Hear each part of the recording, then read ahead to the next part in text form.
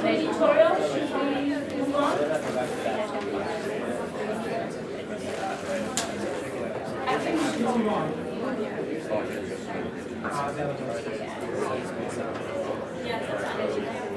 Okay, hi everybody. I'm Anastasia. I'll be your entertainment for the rest of this morning, as we'll be talking about analyzing diffusion data.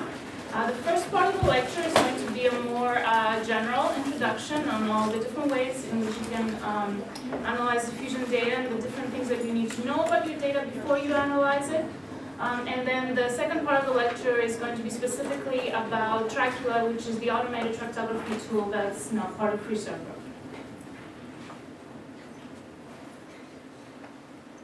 So why do we do diffusion MRI? It's because we want to image the white matter. And the white matter is made up of these microscopic fibers, the axons, that the diameter is in the order of microns. And obviously we do not have the kind of resolution in vivo MRI to image individual axons at the micron level. But because we're lucky and these axons tend to group together in big bundles that travel in parallel to each other, we do have the resolution to image these big bundles, like the corticospinal tract that I'm showing here. And the reason we do that is because looking at the structure and the organization and the integrity of these bundles is useful for studying neurodegenerative disorders, stroke, aging, brain development, and so on and so forth. So the basic premise of diffusion MRI is that we can differentiate between tissues in the brain based on how water molecules diffuse through each type of tissue. And this diffusion is just random motion. It has nothing to do with brain activity, so even in a dead brain there's going to be water diffusion. The properties of that diffusion is going to change post-mortem, but it's something that is happening even in a dead brain, and we actually do ex vivo diffusion MRI. So, like I said, the diffusion process is different depending on which type of tissue you're looking at. So in the gray matter, the diffusion is pretty much unrestricted. So the water molecules are equally likely to move in any possible direction, and that's called isotropic diffusion.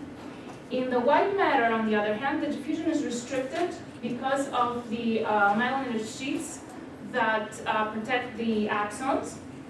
So the water molecules can move more freely parallel to the axons than perpendicular to the axons because of the presence of these sheaths that restrict them. So this is called anisotropic diffusion because there is a preferential direction of diffusion. So we can differentiate between gray matter and white matter based on whether diffusion at one particular voxel in the brain is isotropic or anisotropic. And within different voxels in the white matter, we can find what is the preferential diffusion direction, and that tells us something about the underlying orientation of the fiber bundle or fiber bundles that go through any specific voxel.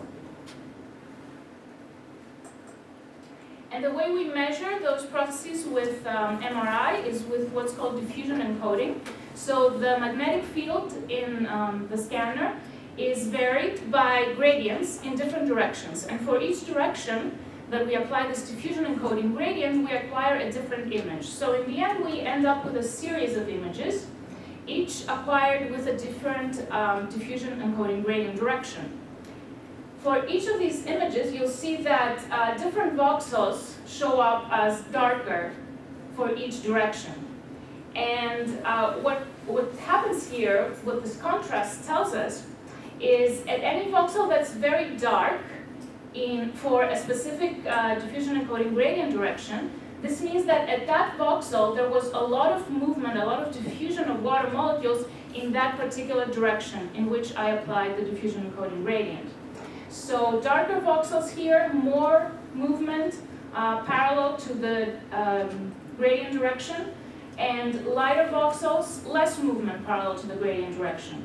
So that means that most likely in the darker parts of the brain, there are fiber bundles that are oriented parallel or close to parallel to the direction in which I applied the diffusion encoding gradient to acquire this particular image. And then I acquire another image with a different diffusion encoding gradient. And so now different parts of the brain are going to be darker. And now these are the parts of the brain where there is a lot of diffusion parallel to the second direction that I applied. So I try to apply several directions to cover 3D space as uniformly as possible, so that I measure how much diffusion there is at every voxel in the brain in each one of those directions. And then by comparing those images to some baseline images that are acquired without any diffusion encoding, so without a gradient, without a diffusion gradient, and these are called the baseline images or the low B images, we'll see why they're called that. So by comparing the diffusion-weighted images to these baseline images, I infer on the diffusion process at every voxel in the brain. Okay, so there is a lot of information in there. How do I represent that? Obviously, it's not like a plain structural image where I just care about the contrast between gray and white matter, like in a T1 weighted image. So I can just describe all the information in that image with just a simple intensity value. So here I want to represent the diffusion at every of water molecules at every voxel in the image. So at every voxel I want to know is the diffusion isotropic or anisotropic, so am I gray or in white matter or in CSF or whatever. And if I am in white matter, for each one of those voxels, I want to know what is the preferential direction or directions, if there's more than one, if there are, for example, two fiber bundles crossing in that particular voxel.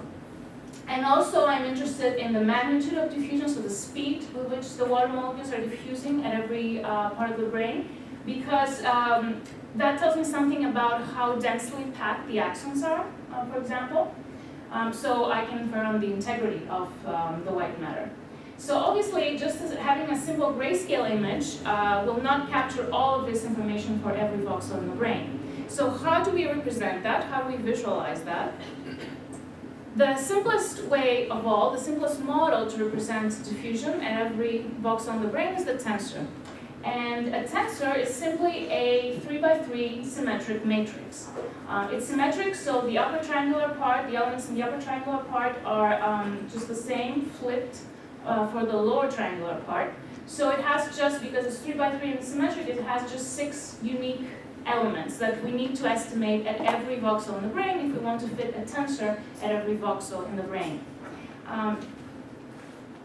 Now what this means and how I can visualize this matrix, because obviously it's hard to show, a 3x3 matrix for every voxel in the brain in one image.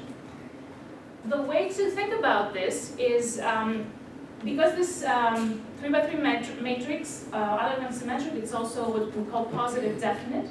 This means that we can always decompose it into 3 positive eigenvalues and 3 orthogonal eigenvectors.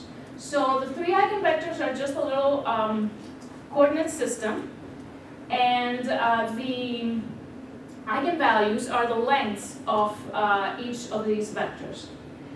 So for every voxel in the brain, I estimate a tensor based on the diffusion-weighted images, and for every voxel in the brain, I can decompose the corresponding tensor into these 3 eigenvectors and 3 eigenvalues.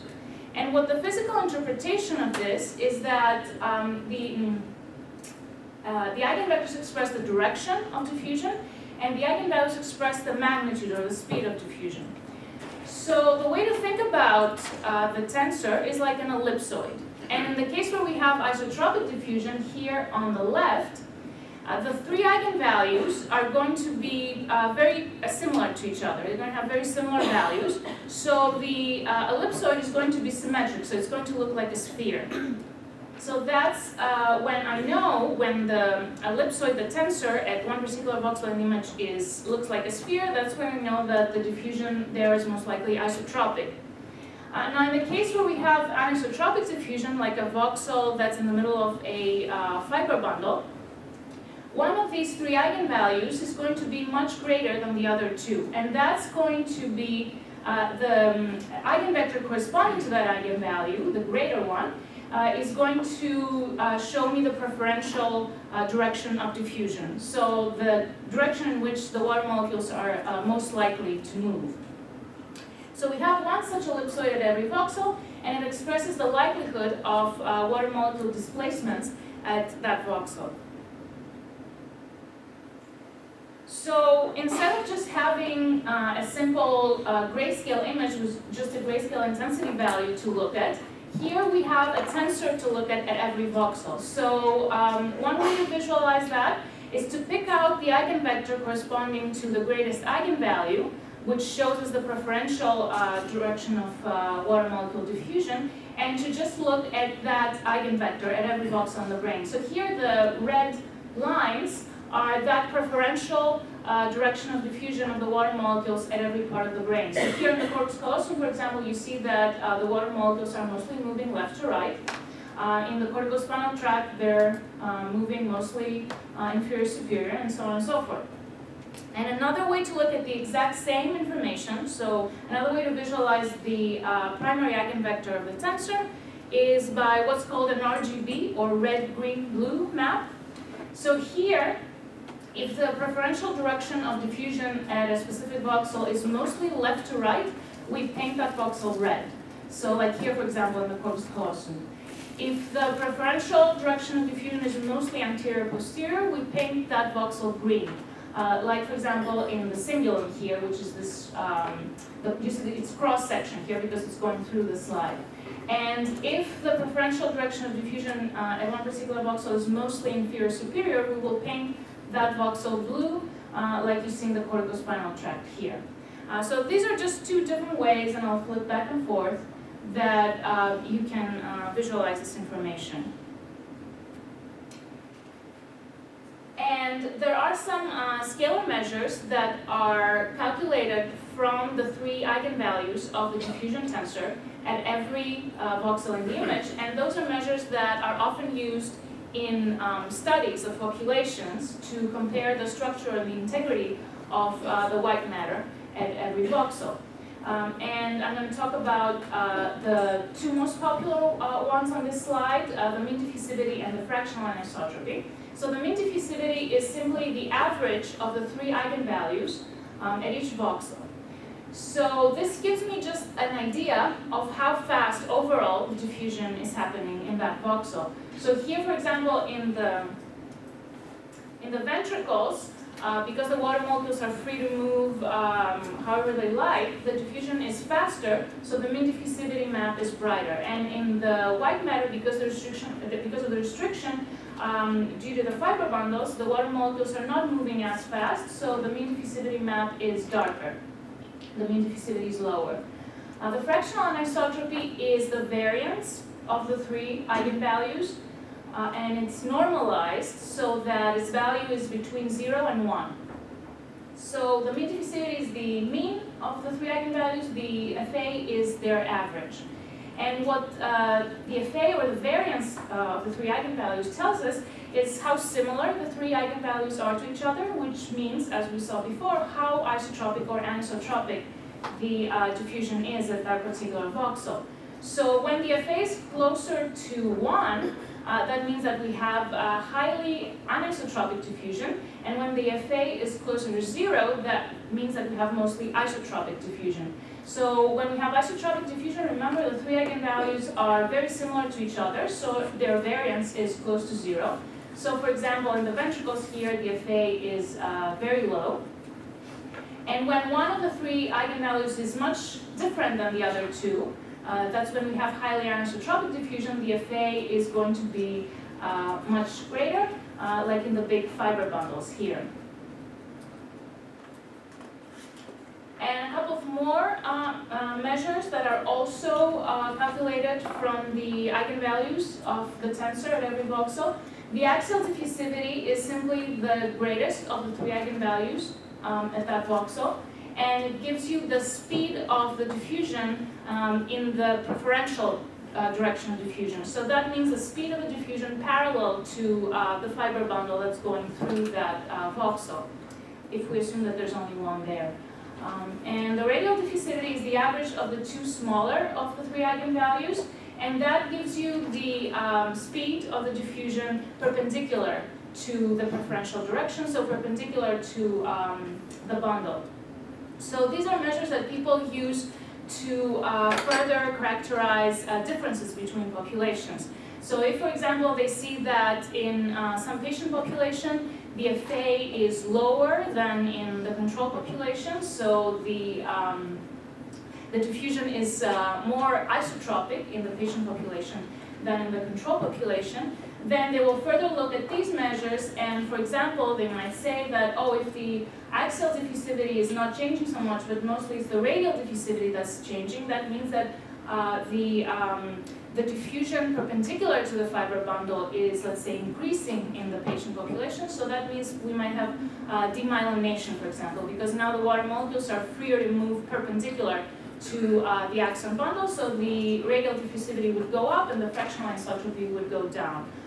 People have associated changes in axial diffusivity with axonal death.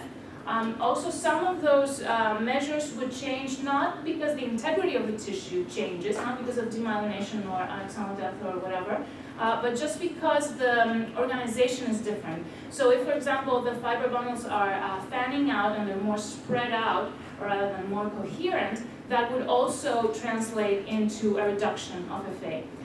So in general, it's important to be careful and to also look at what is known about this population from postmortem studies and so on and so forth. And one final measure, again calculated based on the tensor at every voxel, is the intervoxel coherence, which is the average angle between the major eigenvector at that particular voxel and the major eigenvector at all the voxels around it. So that tells us how coherent the diffusion is within the neighborhood of that voxel. So all of those measures that I described so far are calculated based on the tensor. And those are very useful measures. People have used them in studies of all sorts of populations. And we can learn very useful things from that. But there are some cases where the tensor does not tell us everything that we need to know.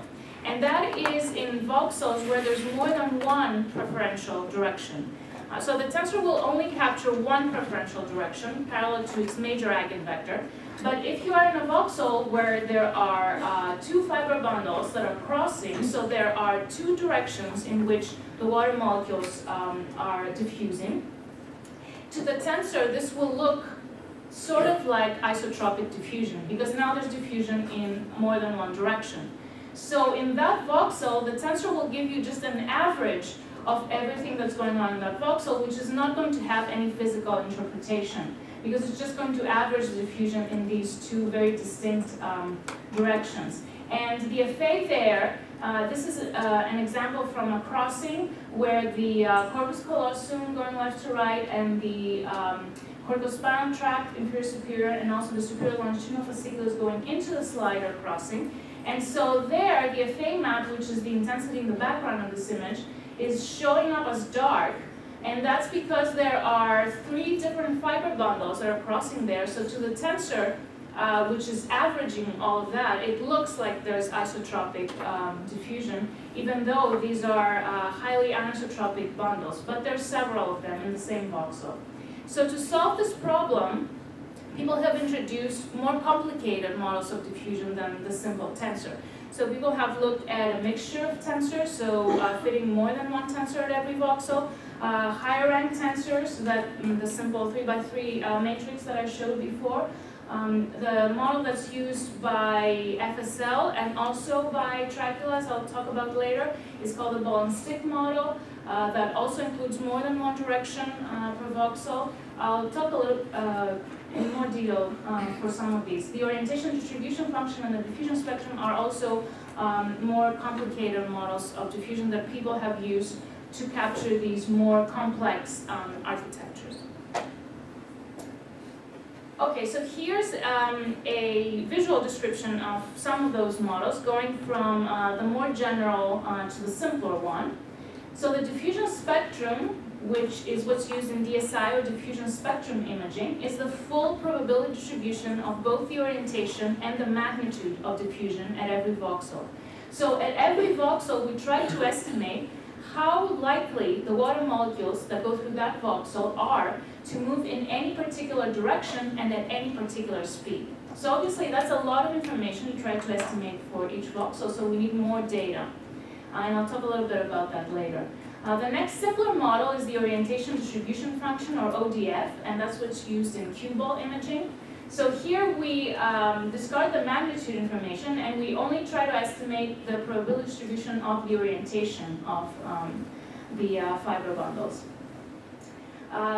Then we have the ballistic model, which, as I said, is used in FSL, and we have also used in Tracula.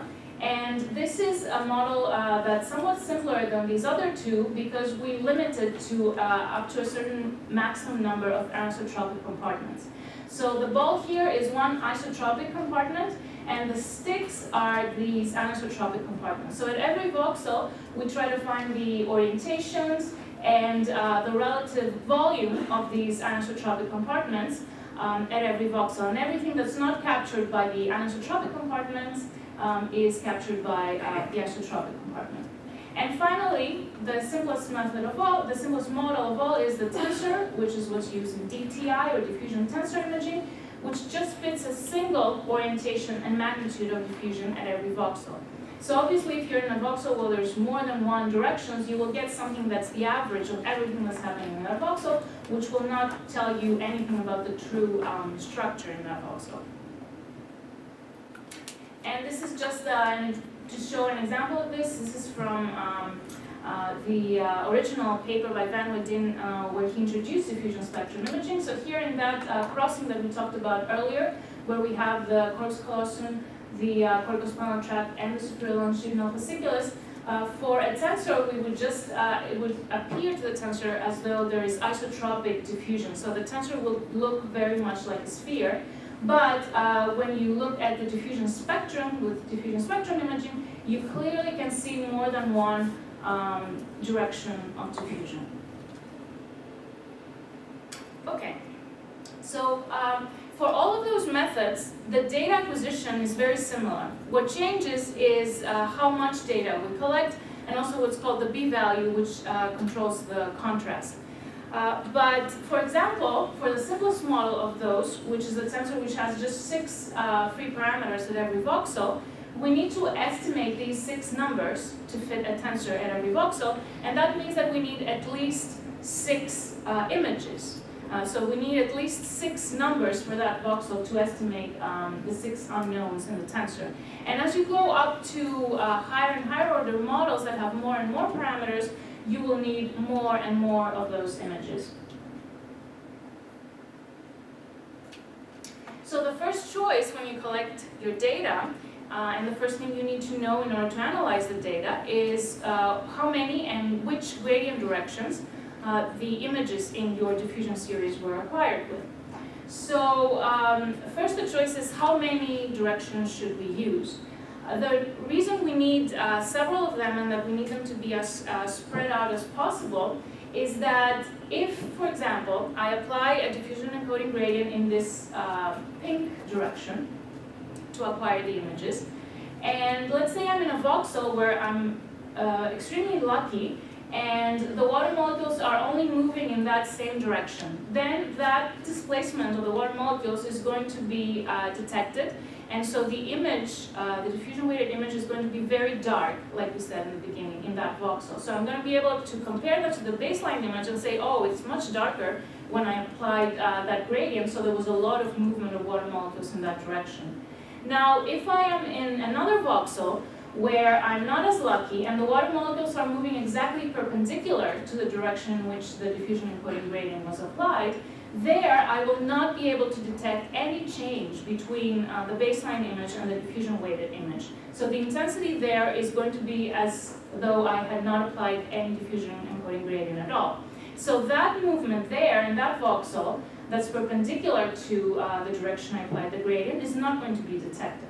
And for any other voxel where the water molecules are moving in some intermediate direction, depending on how close that direction is to the gradient direction, I will be able to detect partly that there was some movement in that voxel. So because of that, and because obviously I don't know a priori in what direction the water molecules are moving, and because obviously they're moving in a different direction in every voxel, I want to collect as many of these gradient directions as possible, and they have to be spread out and uniformly sample 3D space. So for that reason, and because I want to be able to capture as many different directions as possible, directions of motion, that's why it's better to acquire more, if you want to spend more time acquiring data, it's better to acquire more different diffusion encoding directions than just have a few directions and just repeat that acquisition. And how many of these movements and what different angles between different movements you can detect is what's called the angular resolution, which is another important aspect in addition to the spatial resolution. Yes? Would the adjustment of how many directions you want to measure, how much data you want to measure, change with the age of the population you're working with? So would diffusion in younger population be very different than an older population and so on? So in general, you want to be able to capture as many directions as possible because the fiber bundles in different parts of the brain are going to be oriented in different directions. So that's not going to change as you go older. It's not like your corticospinal tract and your cingulum become aligned and all the diffusion in the brain is happening in one direction. So you always want to get as many directions as possible. So that does not have to do so much with the age of your population. Does that make sense? Okay. Oh, and I forgot to repeat the question. I'm sorry, it's written right there. I'm going to get yelled at. So the question was, do you want to acquire more or fewer directions depending on the age of the population? Okay. So obviously, acquiring more gradient directions will lead to more reliable estimation of the diffusion measures, the FA, the EMD, the orientation of diffusion, etc. But the trade-off there is that it will increase the imaging time, so there's going to be more subject discomfort, more motion, more artifacts due to respiration, and this can be especially a problem for patient populations.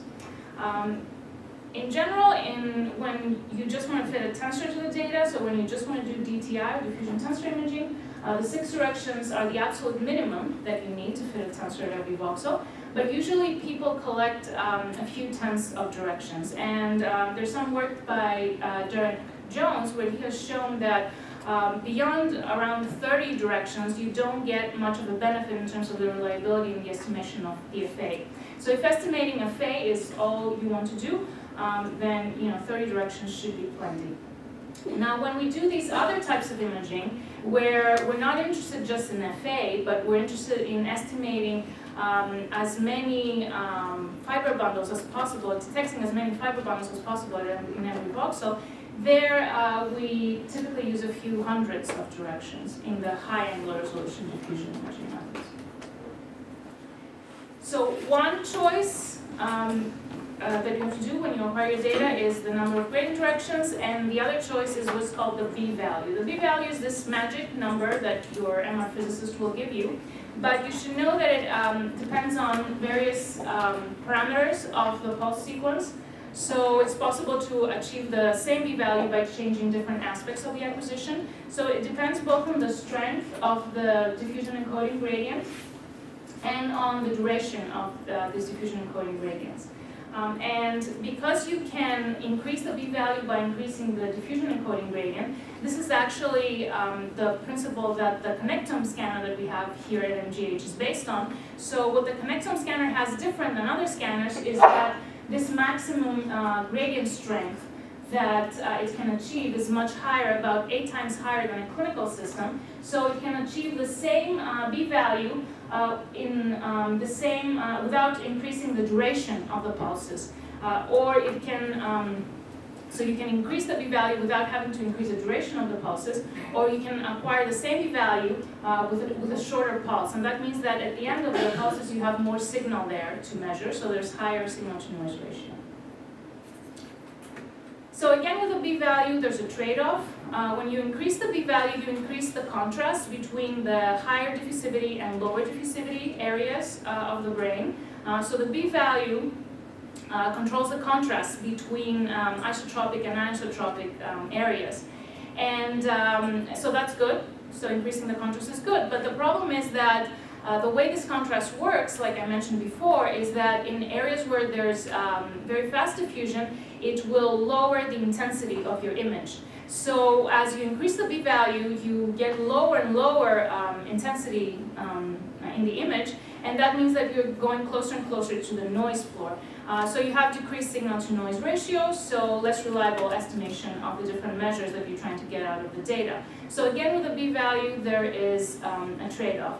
For DTI acquisitions, the p-value is typically in the order of 1,000, and for DSI, for example, it can go up to 10,000, and for other high angular resolution types of acquisitions, it can be a few thousand. So data can be acquired at multiple p-values to get a trade-off. So for the lower p-values, you get better SNR. For the higher p-values, you get better contrast. And of course, you can repeat the acquisition, etc., to increase the SNR, but all of those approaches will increase the duration of the scan. Okay, so let's say you've acquired your data, you know what your p-values and your gradient directions are. So let's look at what the data looks like. You'll have a series of images. Typically, the baseline images are going to show up first, although they could be interspersed in between the diffusion-weighted images.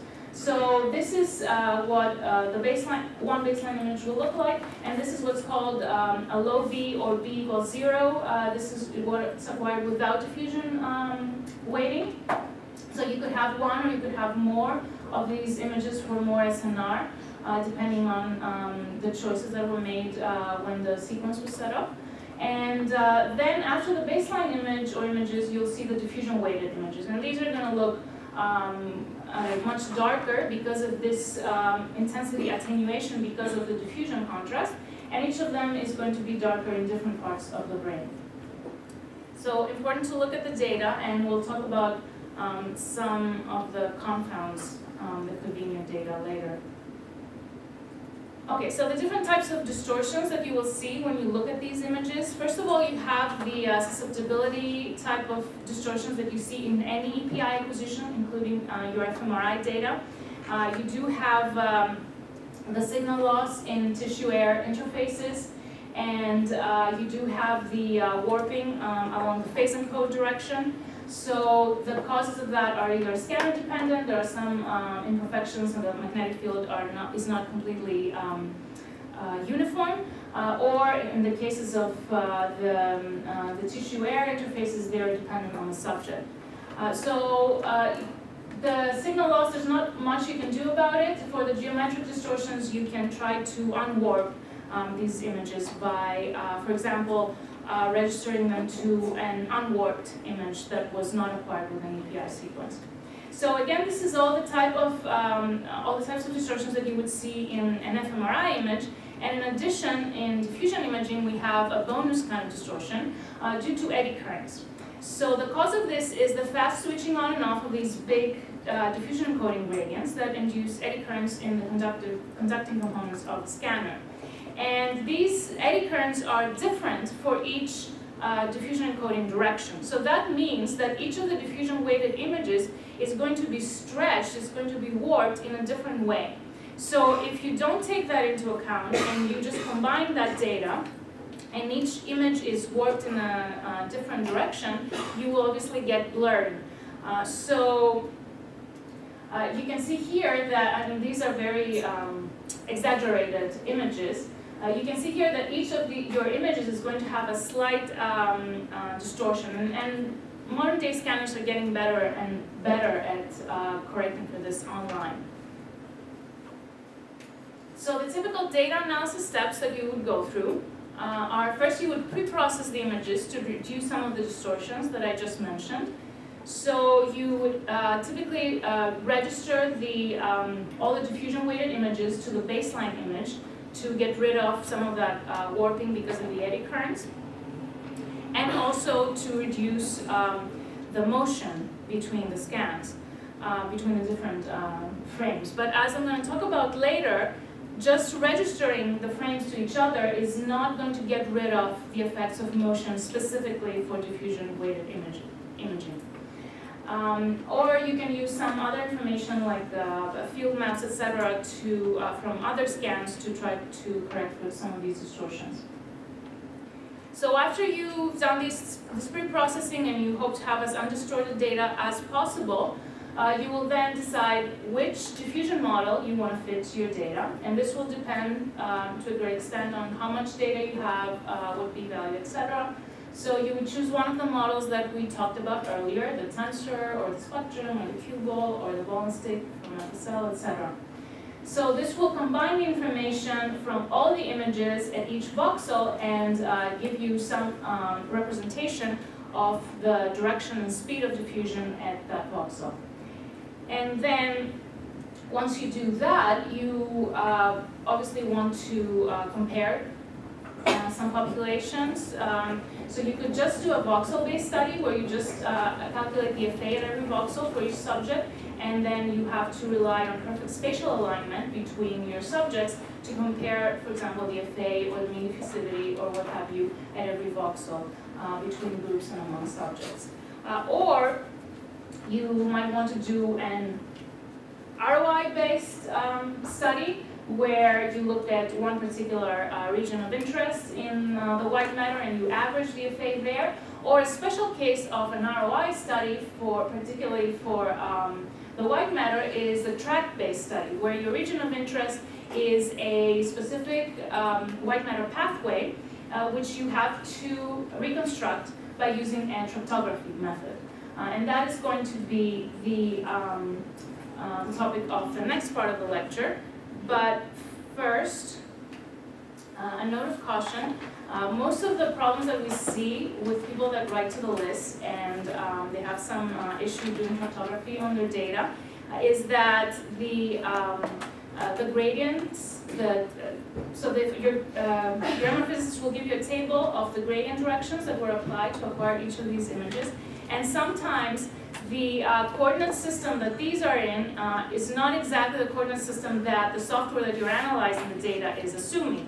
So if, let's say, your gradient directions are flipped by 180 degrees or 90 degrees, then you will reconstruct tensors that will be pointing in the wrong direction. So this is a good way to check your data and check the gradient table that you have. So even if you're not going to use tensors in the end, the tensors are just a quick and dirty way of checking that you have the right gradient directions. So it's important, one of the first things to look at to troubleshoot your data, even if you're not suspecting that something is wrong, it's important to look at the primary eigenvector of the tensor.